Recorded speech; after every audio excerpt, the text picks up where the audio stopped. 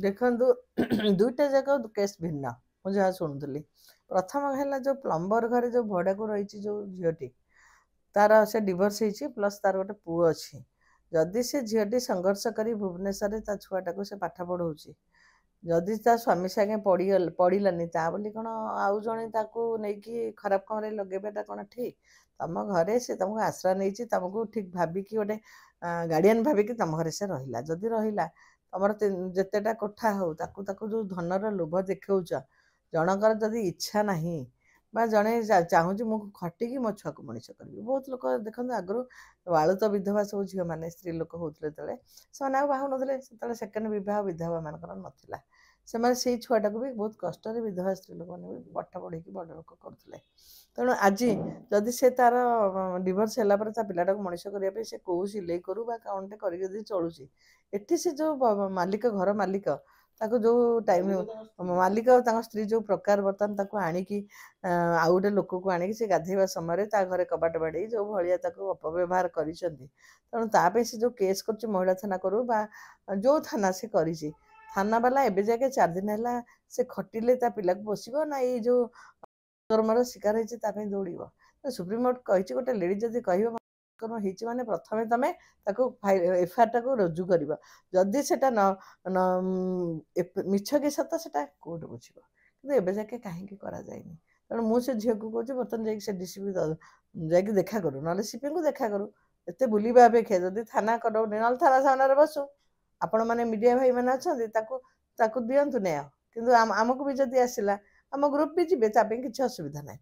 ସେ ଗୋଟେ କେସ୍ କଲା। ସେକେଣ୍ଡ କେସ୍ ହେଲା ଗୋଟେ ଝିଅର ଆଉ ଗୋଟେ କଥା, ବର୍ତ୍ତମାନ ରାଜ୍ୟରେ ଡିଜି ସମ୍ମିଳନୀ ଚାଲିଛି, ତା ଭିତରେ ଏଭଳିଆ ଘଟିବାର କେମିତି ଦେଖୁଛନ୍ତି? ହଁ, ନିଶ୍ଚୟ। ଶୁଣନ୍ତୁ, ପୋଲିସ ମାନେ ଏଭଳି ଯଦି କରିବେ, ଯଦି ଠିକ୍ରେ ଲୋକମାନଙ୍କୁ ନ୍ୟାୟ ନଦେବେ, ତାହେଲେ ପୋଲିସ ପ୍ରତି ଲୋକଙ୍କର ଭରସା ତୁଟି ଯାଉଛି। ଆଗକୁ ଗୋଟେ ଏମିତି ଗୋଟେ ଇସ୍ୟୁ ହେଇଥିଲା।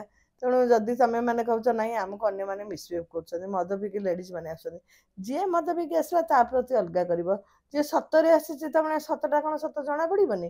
ଗୋଟେ ଝିଅ ଯେତେବେଳେ ଗୋଟେ ପୁଅଟାକୁ ଧରି ଏକୁଟିଆ ରହୁଛି, ଯେତେବେଳେ ସେ ମାଲିକ ନାଁରେ, ଘର ମାଲିକ ନାଁରେ କହୁଛି, ସେଟା ମିଛ କାହିଁ ହେବ? ଜଣେ ଇଜ୍ଜତକୁ କେବେ ମିଛ କହିବନି। ମାଲିକ ବି କହିଛି ମୁଁ 1,00,000 ଟଙ୍କା ଆଣିଛି, ତୁ କାହିଁ ମୋ କଥା ମାନୁନୁ, ରାଜି ଯା। ତାକୁ ଆଗ ଆରେଷ୍ଟ କରାଯାଉ, ମାଲିକ ତା ସ୍ତ୍ରୀକି। ଯେହେତୁ ସେ ଗୋଟେ ତା ନାଁରେ ଆଲିଗେସନ ଦେଲାଣି, କରୁଛି ତାକୁ ଖରାପ କାମରେ ଲଗେଇବା ପାଇଁ, ବର୍ତ୍ତମାନ ତାକୁ ଯେଉଁ ଇଏ କରୁଛି, ଆଗ ଆରେଷ୍ଟ କରାଯାଉ। ଝିଅ କ'ଣ ଯାଇକି ପଇସା ଯାଇ କେସ୍ ଲଢ଼ିବ? ତାକୁ ଆଗ ପୋଲିସ ଶୁଣୁ। ନ ଶୁଣିଲେ ବର୍ତ୍ତମାନ ଆଗକୁ ବି ସମ୍ଭାଳିବ ତ? ତାର ଇଜ୍ଜତଟା ବଡ଼ ନା ତାର ଏଇ ଯେଉଁ ବାହାର ଲୋକ କିଏ ଧନୀ ହେବ ଯେ ତମେ ଆଣିବ 1,00,000, ତାକୁ ଦବ 2,00,000? ଆରେ ଶୁଣନ୍ତୁ, ଗୋଟେ ଏବେ କିଛି ବଙ୍ଗାଳୀ 32 ଲେଡି ଆସିଛନ୍ତି, ଏଠି ଓଡ଼ିଆ ଦଲାଲ ବି ଅଛନ୍ତି। 2,000 ଦେଇ ସେ ଝିଅ କହୁଛି 2,000 ଦେଇଛି, 10,000 12,000 ଆଣୁଛନ୍ତି, 2,000 ଟଙ୍କା ଦେଇକିନି ଝିଅମାନଙ୍କୁ ଭୁବନେଶ୍ୱରରେ। ସେମିତି ଏଭଳି ଓଡ଼ିଆ ଦଲାଲ ଯଦି ନାହାନ୍ତି, ତାହେଲେ 32 ଆସିଲା କେମିତି?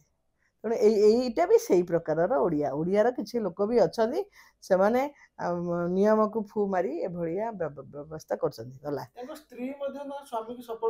ହଁ, ଶୁଣନ୍ତୁ, ଯେଉଁ କ୍ୟାଟାଗୋରୀର ଲୋକ ସେ ସେଇ କ୍ୟାଟାଗୋରୀରେ କାମ କରିବ। ସେମାନେ ସେଇଭଳିଆ କାମ କରିକିନି ଆଜି କୋଠା ବାଡ଼ି ଧନୀ ହେଇଛନ୍ତି।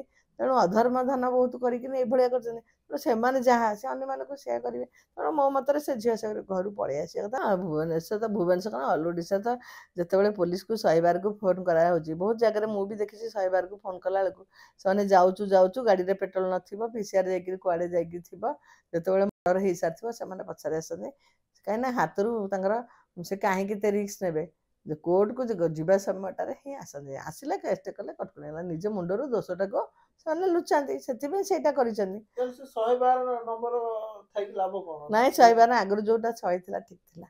112 ଯେଉଁ ହେଇଗଲା, 112ଟା ସେ ହିନ୍ଦୀରେ କହୁଛି ବେଳେବେଳେ। ତାପରେ ହିନ୍ଦୀରେ କହିଲା ବେଳକୁ ଅନ୍ୟମାନେ ହିନ୍ଦୀ ବି ବୁଝିପାରୁନାହାନ୍ତି। ଗୋଟେ ବୟସ୍କ ସିନିୟର ସିଟିଜେନ୍ ଗୋଟେ ମହିଳା ଜଣେ ଫୋନ୍ କଲେ, ସେ ହିନ୍ଦୀ କହିଲେ ନା କେଉଁ ଥାନା, ସେ ସହଜରେ ବି 112 ବି କହିପାରୁନି କେଉଁ ଥାନା, କେଉଁ ଜାଗାରେ, କେଉଁ ଜିଲ୍ଲା, ଗୋଟି ଗୋଟି କରି ପଚାରିକି କହିଲା ବେଳକୁ ଯେଉଁମାନେ ସିନିୟର ସିଟିଜେନ୍ ବହୁତ ଜଣ ୟୁଜ୍ କରିପାରୁନାହାନ୍ତି 112କୁ, ମାନେ କ'ଣ କହିବୁ ବୋଲି ବି ଜାଣିପାରୁନାହାନ୍ତି।